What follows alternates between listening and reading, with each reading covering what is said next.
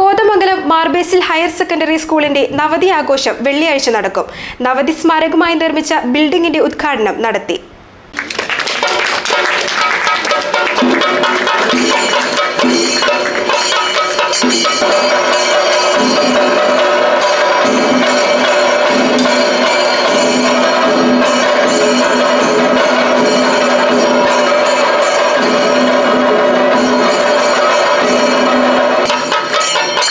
Kothamangalam Mar Basil higher secondary സ്കൂളിന്റെ നവതി ആഘോഷത്തിന്റെ സ്മാരകമായി നിർമ്മിച്ച മന്ദിരത്തിന്റെയും പവലിയന്റെയും ഉദ്ഘാടനം ആന്റണി ജോൺ MLA നിർവഹിച്ചു.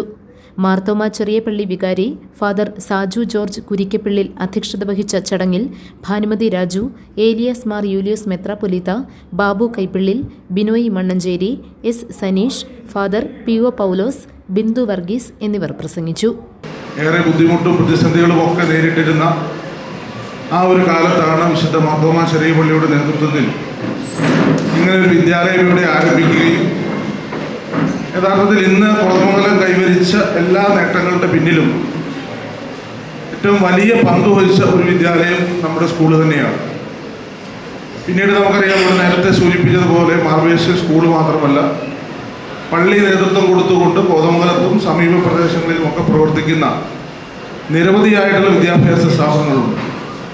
ആ സ്ഥാപനങ്ങളുടെ എല്ലാം പ്രവർത്തനങ്ങൾ നമ്മൾ പരിശോധിക്കുമ്പോൾ ഒന്നിനൊന്ന് മികച്ച നിലയിൽ തന്നെയാണ് ഓരോ സ്ഥാപനങ്ങളും അവയുടെ എല്ലാം പ്രവർത്തനങ്ങൾ ക്രമീകരിച്ച് മുന്നോട്ട് പോകുന്നു.